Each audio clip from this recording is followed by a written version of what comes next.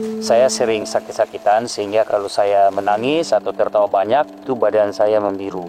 Sehingga pada saat dibawa di dokter, saya kelainan jantung dan dokter mengatakan saya ini hidup tidak bisa lewat dari 7 tahun. Karena kami tidak mempunyai uang untuk membawa saya untuk dioperasi, maka ayah saya menyatakan kepada Tuhan bahwa hanya serahkan sama Tuhan. Kalau memang Tuhan ini mau membuat anak ini menjadi berkat di kemudian hari, maka Tuhan akan tolong.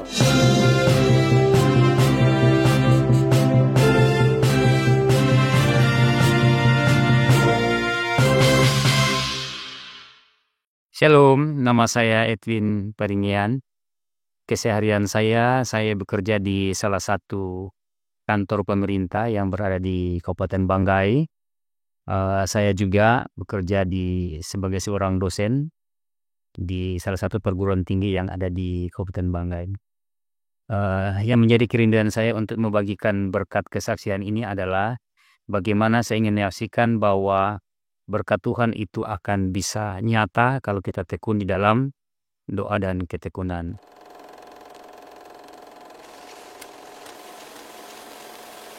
Saya anak ke-6 dari 7 bersaudara.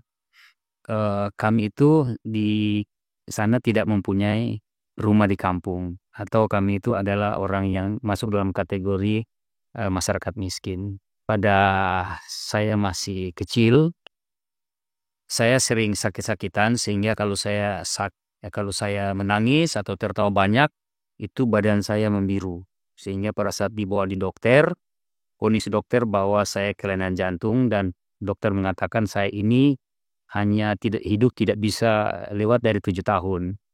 Tapi karena kuasa doa dan pergumulan orang tua saya, karena kami tidak mempunyai uang untuk membawa saya untuk dioperasi, maka ayah saya menyatakan kepada Tuhan bahwa hanya serahkan sama Tuhan. Kalau memang Tuhan ini mau membuat anak ini menjadi berkat di kemudian hari, maka Tuhan akan tolong. Puji Tuhan, setelah itu kami bisa tumbuh dewasa dan sampai pada waktu yang dokter vonis kami masih tetap sehat. Nah, pada saat itu juga kan orang tua kami tidak punya keinginan, tidak punya uang untuk menyekolahkan anaknya, tapi keinginan orang tua kami anak-anaknya harus sekolah. Karena tidak bisa meninggalkan harta, maka dia harus meninggalkan harta di kepala kami.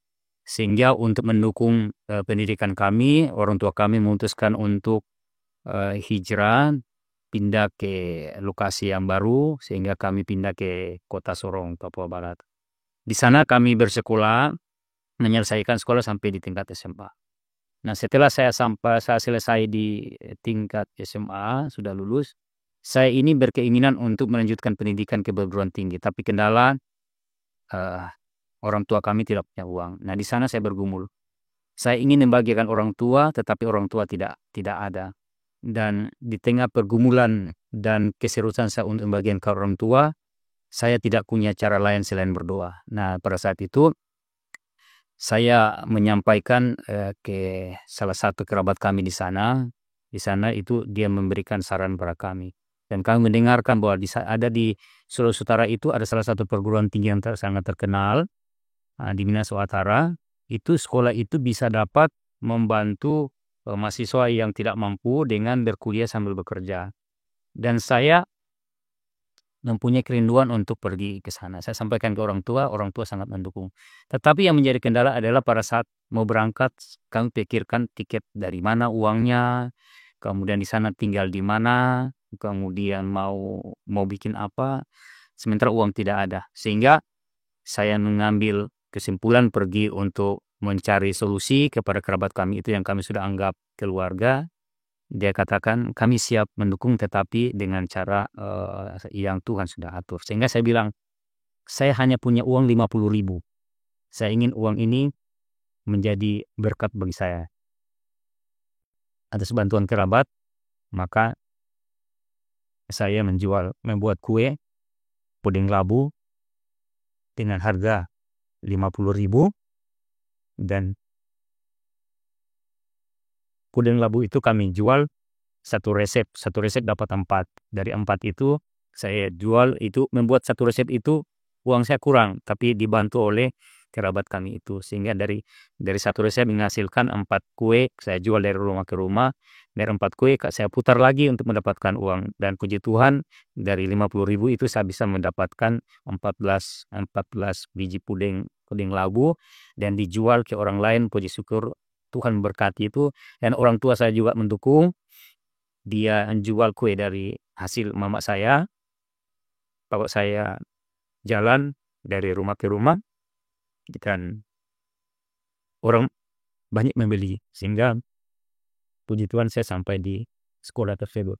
Saya sampai di Sulawesi Utara, di kampus itu saya belum bisa langsung berkuliah, tapi saya masih kerja 1 tahun. Karena saya tahu menambahkan keuangan, setelah cukup uang saya mendaftar. Nah, tapi pada saat perkuliahan saya itu mau bekerja apa saja yang saya bisa kerjakan. Sehingga pada siang hari saya bekerja itu dari subuh jam 4 saya harus kerja menyapu halaman, kadang pel lantai kantor, kampus pada subuh sampai jam 4 sampai jam 6. Kemudian saya sekolah, malamnya saya gunakan waktu untuk mencari uang. Saya cari yang kerja bangunan, lembur, orang yang lembur sehingga saya kerja di bangunan sampai jam 11 malam, jam 12 malam untuk dapatkan tambahan biaya kuliah. Dan itu pun yang saya lakukan setiap hari selama perkuliahan. Dan kadang kalau makan, saya dan teman saya kadang kalau sudah tidak dapat kiriman dari orang tua, saya terpaksa pergi ke belakang kampus mencari pepaya yang masih mentah. Kami rebus, dimakan dengan kelapa kering, atau bahkan kami pergi di kebunnya masyarakat yang di sekitar kampus, sisa-sisa ubi yang mereka buang, kami ambil untuk makan. Dan itu yang kami lakukan karena kami tidak mau memberatkan orang tua. Dan untuk masalah kebutuhan perkuliahan, buku-buku, saya tidak memberatkan orang tua. Saya ambil kertas-kertas yang menjadi buangan administrasi kampus, saya kumpul itu di tempat-tempat sampah, saya gunting dia seperti menyerupai kertas kuarto, saya gunting, kemudian saya lubangi untuk dibinder, dan saya buat itu sampai tebal. Dan itu kertas-kertas yang saya gunakan pada saat perkuliahan. Pada saat perkuliahan, puji Tuhan, Tuhan menjawab segala pergumulan. Karena setiap hari sebelum saya melakukan pekerjaan pada subuh hari, saya berdoa. Ya, sebelum saya melakukan pekerjaan, saya berdoa di bawah pohon. Waktu di kampus itu banyak sekali pohon besar-besar. Saya berdoa bertelut sebelum memulaikan pekerjaan, dan itu Tuhan jawab. Puji Tuhan, setelah akhir semester akhir, saya tetap konsisten, tetap berdoa, mengandalkan Tuhan.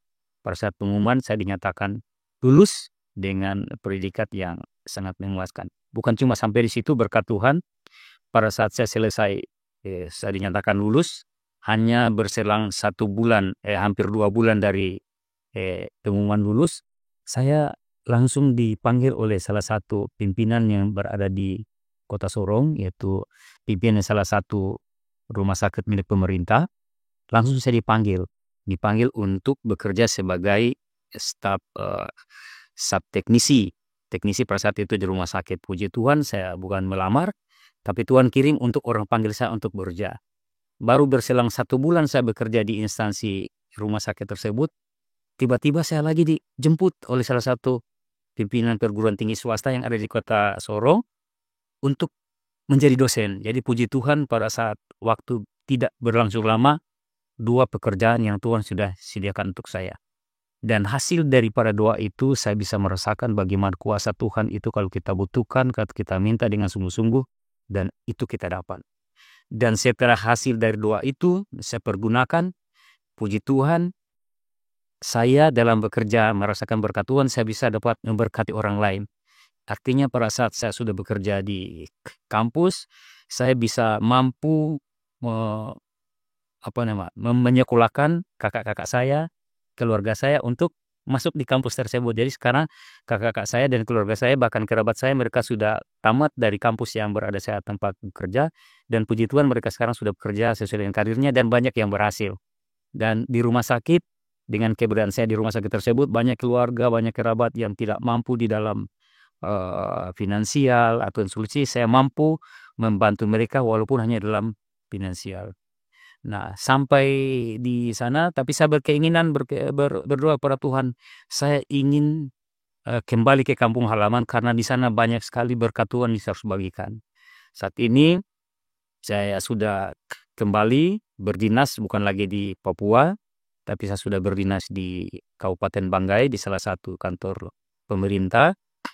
Dan juga di sana saya masih Tuhan percayakan menjadi salah satu dosen yang berada di perguruan tinggi tersebut. Dan berkat Tuhan masih berada di sana. Mudah-mudahan dengan keberadaan saya di sana, saya bisa menjadi saluran berkat bagi saudara-saudara, kerabat saya, terutama bagi kampung halaman saya, menjadi saluran berkat yang Tuhan sudah berikan pada saya dan disalurkan pada orang lain. Filipi 4 ayat 13 dikatakan bahwa segala perkara dapat kutanggung di dalam Dia yang memberikan kekuatan padaku. Kalau kita minta dengan Tuhan dengan sungguh-sungguh dan jangan pernah mengeluh, Tuhan akan memberikan janji itu. 1 Tesalonika 5 ayat 17 katakan tetaplah berdoa. Ingat, tetap berdoa. Kalau kita tidak berdoa dan kita sungguh-sungguh minta kepada Tuhan, maka berkat itu tidak ada. Semoga dengan menjadi kesaksian saya ini, saudara-saudara sekalian yang bisa merasakan berkat, bagaimana berkat itu kita bisa gunakan untuk saluran berkat bagi orang lain. Demikian kesaksian saya. Semoga kesaksian saya ini dapat menggugah hati saudara-saudara sekalian untuk tetap mengandalkan Tuhan dalam segala langkah kehidupan kita, dan apapun yang kita lakukan hanya Tuhan yang berkehendak.